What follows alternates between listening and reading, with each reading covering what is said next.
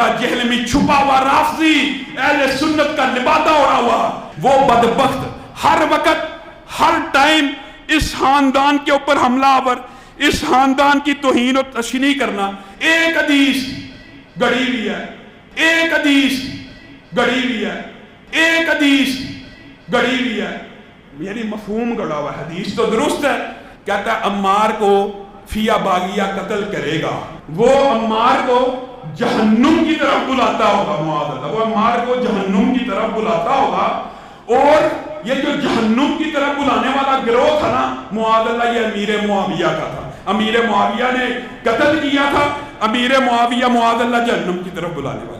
जेलमी कहता है नहीं जी नहीं, वो तो गिरोह जहन्नुम की तरफ बुलाने वाला। और बदबख्तो, ऐसा इंसान गुमराह है, बदबातिन है, जो सहाबा किराम के दरमियान होने वाले इख्तलाफात को आपस में बैठ के जेर बहस लाता है। खानदान के दो बच्चे बैठ जाएं और परदादा और उनका भाई, उनके दरमियान जो इख्तलाफ हुआ था उसको लेके बैठ जाएं। दादा बड़ा जालिम था, परदादा उससे बड़ा जालिम था, नहीं उसका भाई बेचारा ठीक था। तो अक्लमंद लोग क्या कहेंगे कि तू कौन, तेरा मुंह और तेरा दादा, तुझे शर्म नहीं आती अपने दादे के बारे में बात करते हुए? कल का बच्चा तू और गलतियां निकालने बैठ गया दादे और परदादे की। अरे सारी कायनात के दादे कुर्बान हो जाएं अमीर मुआविया के कदमों पर।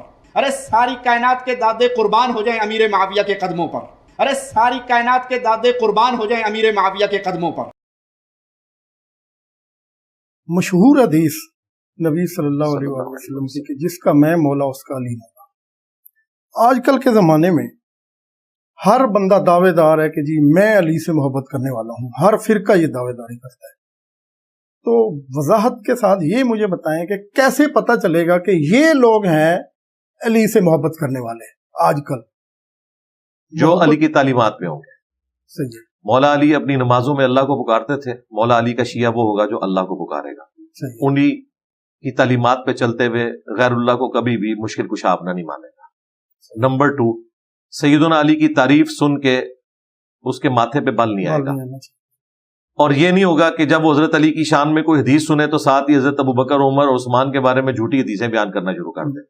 सच्ची करे जरूर, लेकिन उस मौके पे नहीं। अब ये मुहर्रम का महीना चल रहा है, आज 7 मुहर्रम है 1446 हिजरी। आप किसी को ये टेक्स्ट भेजें, सही मुस्लिम की हदीस 240, अली से मोहब्बत नहीं रखेगा मगर मुमिन, अली से बुग़्ज़ नहीं रखेगा मगर मुनाफिक। अगर ये टेक्स्ट उसे हजम हो जाए और वो जज़ाकल्लाह का मैसेज करे तो समझ लें ये हजरत अली का मानने वाला है। अगर इसके मुकाबले पे वो किसी और साहबी की शान में कोई बात भेज दे तो आप समझ लें कि इसको तकलीफ हो गई है। अभी बार बार सुन के ना आपकी ज़ुबानी हजम होने लगा है। अभी फिर अगला स्टेप ये तय करें कि इनकी मस्जिदों में ना आप ये हदीस मुहर्रम में लिख के लगाएं। अहले हदीस जो बंद बरेलवियों की मस्जिद में ये बड़ी सी हदीस लिख के लगाएं कि अली से मोहब्बत नहीं रखेगा मगर मुमिन, अली से बुग़्ज़ नहीं रखेगा मगर मुनाफिक। सही मुस्लिम 240। फिर अगली हदीस लिखें मन कुन्तु मौलाहु फ़हाज़ा अलीयुन मौला, और साथ लिखे जामिया तिर्मिज़ी 3713 जिसका मौला मैं उसका मौला अली। ये 2 हदीसें लगाएं। अगर शाम तक गड़बड़ ना शुरू हुई तो मैं मान जाऊंगा। और मेरा दावा है कि कोई एक मस्जिद भी सुन्नियों की ऐसी नहीं होगी, बरेलवी देवबंदी अहले हदीस, जिनको मर्चे ना लगे ये 2 हदीसें लिख के लगाने से। इंशाल्लाह ये लिख के लगाएंगे, इंशाल्लाह आपकी बात सुनेंगे, लगाएंगे। सहाबा इकराम के मुतल्लिक़ ये मर्चे लगाएंगे या हदीसें लगाएंगे? हदीसें लगाएंगे। अच्छा, उम्मीद है वैसे दोनों काम हो जाएंगे इंशाल्लाह। सहाबा इकराम के मुतल्लिक़ रज़ी अल्लाह अन्हुम, ये जो आयत है इसमें तमाम सहाबा इकराम हैं या कुछ लोग बाहर हैं इससे? जब ये आयात नाजिल हुई हैं उस वक्त तो ज़ाहिर है सुलह हुदैबिया का मौका था। सही। और स्पेसिफिकली तो बिशारत उनके लिए, लेकिन सूरह अत-तौबा में है कि वस्साबिकून अल-अव्वलून मिनल मुहाजिरीन वल अंसार, जो सबकत ले गए पहले पहल मुहाजिरीन में से हो या अंसार में से, और जिन्होंने एहसान के साथ उनकी पैरवी की, उस रविश के साथ जो बनती है। अब वो पैरवी करने वाले बाद वाले सहाबा भी हैं और ताबीन भी, क्योंकि वो भी उनकी इत्तबा करने वाले, वो सब के सब रज़ियल्लाहु अन्हुम व रज़ू अन्हु है।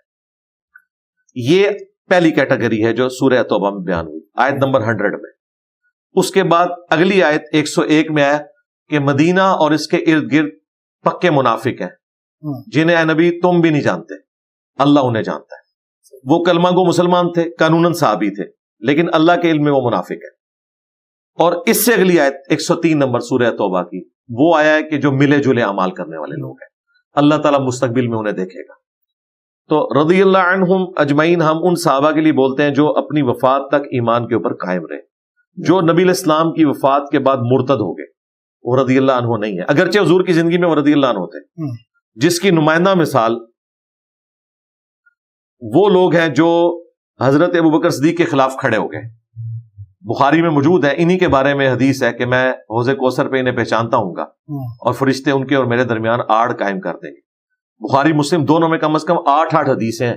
میں کہوں گا اصحابی اصحابی، ایک روایت میں اسیحابی اسیحابی، یہ میرے صحابہ ہیں۔ تو بتایا جائے گا آپ کے بعد یہ دین سے الٹے قدم پھر گئے تھے اور دین میں بدعتیں جاری کر دی تھی۔ میں کہوں گا سحقا سحقا لمن غیر بعدی، سحقا سحقا لمن بدل بعدی، ان پہ پھٹکار ہو، ان کو مجھ سے دور کر دو جنہوں نے میرے بعد میرے دین کو بدل دیا۔ یہ نبی علیہ السلام اس موقع کے اوپر فرمائیں گے۔ اور بخاری میں 7 الفاظ ہیں، ابن عباس کہتے ہیں یہ وہ لوگ ہیں جو رسول اللہ کی وفات کے بعد مرتد ہو گئے۔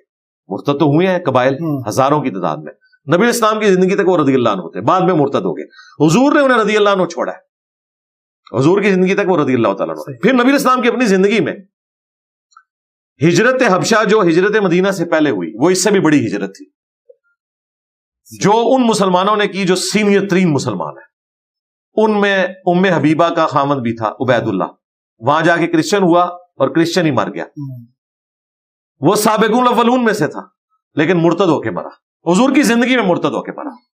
اس طریقے سے بخاری مسلم میں آتا ہے کاتب وحی تھا، یہ بعض کاتبین وحی کے بھی فضائل بیان کر رہے ہوتے ہیں نا، جو نبی علیہ السلام کا واقعی کاتب وحی تھا، خالی کاتب نہیں تھا، جن کو یہ بیان کر رہے ہوتے ہیں وہ خالی کاتب تھے، اور جہاں کاتب وحی والی روایت ہے وہ آگے پڑھ ہی نہیں سکتے، وہ اتنی خطرناک روایت ہے۔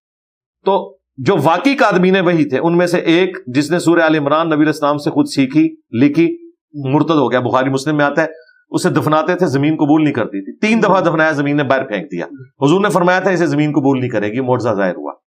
تو اس اعتبار سے صحابی کی ڈیفینیشن وہ ہے جو ایمان پر نبی علیہ السلام کی وفات تک جو مسلمان تھا اور اپنی وفات تک بھی وہ مسلمان رہا۔ اگر حضور کی وفات تک وہ مسلمان تھا اور بعد میں وہ کافر ہو گیا، مرتد ہو گیا، وہ صحابی نہیں ہے۔ یہ جو شیعہ کا مقدمہ ہے نا، یہ پھینکنے والا نہیں ہے، وہ جو غلوب کرتے ہیں نا کہ اس طرح کی بخاری مسلم کی حدیثیں ہیں جو ہماری ہیں، شیعہ کی تو نہیں، وہ لگاتے ہیں خلفائے ثلاثہ کے اوپر، تو وہ تو کرتے ہیں بےایمانی، لیکن یہاں سنی بھی بےایمانی کر رہے ہیں کہ جو صحابہ کے بارے میں حدیثیں تھی وہ امت پہ ڈال کے نا تو کہتے ہیں یہ امتیوں کا ذکر ہے جو نبی اسلام کہہ رہے ہیں میرے ساتھ۔ حدیث صاحب نے بتائی ہے نا کہ نبی صلی اللہ علیہ وسلم پہچانے گے، جی جی پہچانیں گے، وہ کہتے ہیں قیامت تک جتنے بھی مسلمان جو بھی بدعتیں جاری کریں گے، لیکن اس میں الفاظ ہیں اصحابی، یعنی اگر یہ مانتے ہیں کہ آج کے تمام مسلمان جو بدعتیں جاری کرنے والے ہیں وہ حضور کے صحابہ ہیں، یہ وہ کہنا چاہ رہے ہیں، یہی مطلب ہوا۔ یعنی اگر یہ کوئی دیوبندی کہہ رہا ہے تو وہ یہ کہنا چاہ رہا ہے کہ احمد بریلوی حضور کے صحابی ہیں اور انہوں نے بدعت جاری کی ہے، انہیں حضور کہیں گے اصحابی اصحابی، ہے نا، یہ تو نہیں کہیں گے۔ ہاں بس نکل گئی بات۔ ہاں اسی طریقے سے وہ جو 2 گلے پھاڑنے والے ہیں ان کا جو ابا تھا وہ حضور کا صحابی تھا، احسان اللہ ظہیر۔ بریلوی مانتے ہیں کہ ہے تو نجدی لیکن حضور کا صحابی ہے، اسے حضور دھتکار دیں گے۔ استغفر اللہ، یہ کہاں ایک دوسرے کو قبول تو بس پھر ٹھیک ہے۔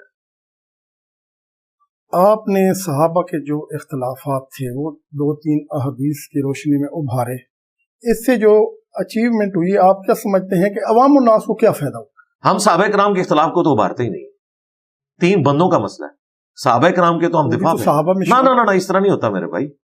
جب 2 پارٹیاں ہوتی ہیں تو فیصلہ کریں آپ نے خلفائے راشدین کے ساتھ کھڑا ہونا یا ان کے مخالفین کے ساتھ۔ اگر آپ نے یہ کرنا ہے تو پھر حضرت ابوبکر کے خلاف جو کھڑے ہوئے منکرین زکات کلمہ گو تھے نا، نماز پڑھتے تھے نا، تو ان صحابہ کے آپ کیوں خلاف ہیں؟ کیونکہ وہ منکرین زکات ہوئے۔ یہاں تو چلیں یہ کہیں گے ایک فرض کا انہوں نے انکار کیا، حالانکہ وہ ایک پولیٹیکل اختلاف تھا، وہ حضرت ابوبکر کو نہیں دینا چاہتے تھے زکات، وہ چاہتے تھے ہم خود کریں گے۔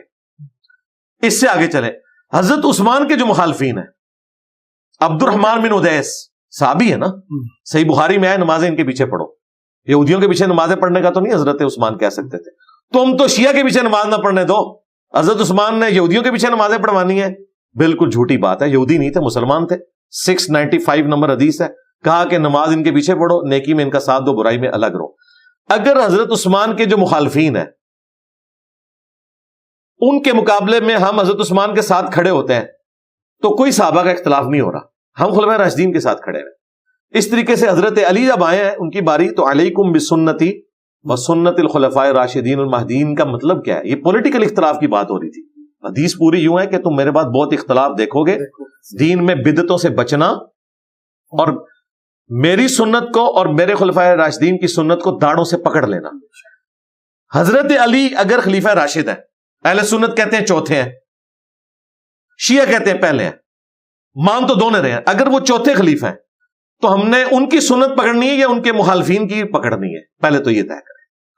اب مخالفین میں بندے تین ہیں، حضرت معاویہ رضی اللہ تعالیٰ عنہ، مغیرہ ابن شعبہ رضی اللہ تعالیٰ عنہ اور عمر بن عاص رضی اللہ تعالیٰ عنہ۔ رہ گئے حضرت طلحہ زبیر عائشہ، وہ تو روتے ہوئے دنیا سے گئے ہیں، معافی مانگ کے گئے ہیں۔ اصحاب جمل وہ تو اپنی معافی کروا کے چلے گئے ہیں، حضرت علی نے انہیں معاف بھی کر دیا ہے۔ فضائل صحابہ عامر بن حنبل کی کتاب میں مصنف ابن ابی شیبہ میں موجود ہے، حضرت علی کہتے ہیں میں اللہ سے امید کرتا ہوں کہ یہ جو سورہ ہجر کی آیت نمبر 47 ہے کہ اہل ایمان کے دلوں سے اللہ تعالیٰ ایک دوسرے کے خلاف جو ہے وہ کینہ ہے وہ نکال دے گا، یہ تختوں پہ آمنے سامنے بیٹھے ہوں گے، یہ میرے طلحہ زبیر اور عثمان بن عفان کے بارے میں، تو وہ تو سب کچھ ختم ہو چکا، حضرت عائشہ نے بھی معافی مانگ لی۔ لیکن جہاں امیر شام کا مسئلہ ہے تو ان پہ تو حضرت علی نے اپنی شہادت تک قنوت نازلہ پڑھی ہے، اللہم علیک بمعاویہ و شیعہ، اے اللہ معاویہ اور اس کے شیعہ کو برباد کر، عمر بن عاص اور اس کے شیعہ کو برباد کر۔ المصنف ابن ابی شیبہ میں یہاں حضرت علی نے ان کو معافی نہیں دی، بلکہ مصنف ابن ابی شیبہ موجود ہے، میں امید کرتا ہوں کہ میرے مخالفین بھی جنت میں جائیں گے، پھر فیصلہ میرے اور معاویہ کے درمیان ہوگا اللہ کی عدالت میں وہ۔ لیکن دنیا میں جو نبی الاسلام کی حدیثیں ہیں ان کو بیان کرنے سے ہمیں کوئی کیسے کہہ سکتا ہے یہ اختلاف ہے؟ یہ تو حضور کی حدیثیں ہیں۔ اگر کوئی کہتا ہے میں نے بخاری سے صرف رفع الیدین کی حدیث لینی ہے، باقی میں نے اپنی جو مرضی کے خلاف حدیثیں وہ نہیں لینی ہے، تو وہ تو ابھی تک مومن ہی نہیں ہوا۔ یہ حضور کی حدیث تھی نا، عمار کو ایک باغی جماعت قتل کرے گی، صحیح بخاری 2812، عمار انہیں اللہ اور جنت کی طرف بلائیں گے، وہ جماعت جہنم کی طرف بلائے گی۔ یہ میرے تو نہیں کوئی واقعہ گھڑا، یہ نبی اسلام کی مسند احمد میں حدیث ہے کہ میری بیوی کا کیا حال ہوگا جب ہو کے کتے اس میں بھونکیں گے۔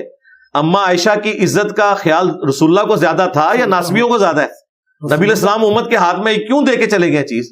اس لیے کہ حضور علیہ السلام وما ہوا علی الغیب بضنین، نبی غیب کی خبر دینے میں کنجوس نہیں ہے۔ نبی نے اپنے بارے میں بھی کلیریفائی کیا، جب شہد پینے کا مسئلہ ہوا اللہ نے قرآن میں آیت نازل کر دی، حضور نے یہ آیت بھی نہیں چھپائی، حالانکہ نبی الاسلام کے اوپر اللہ تعالیٰ نے گرفت فرمائی تھی۔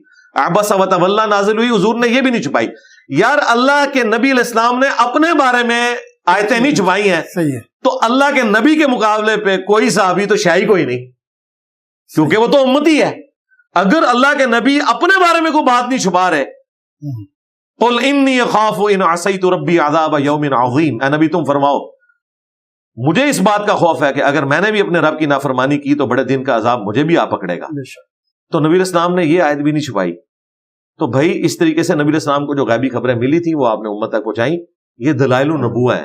کل تک یہ نبوت کی خبریں تھیں۔ امام بیہقی کی کتاب ہے دلائل النبوہ، اس میں جنگ جمل صفین نہروان کی ساری حدیثیں لکھ کے انہوں نے ثابت کیا ہے کہ ہمارے نبی اللہ کے نبی ہیں، کہ انہوں نے اپنی وفات کے بعد کے واقعات بیان کر دیے۔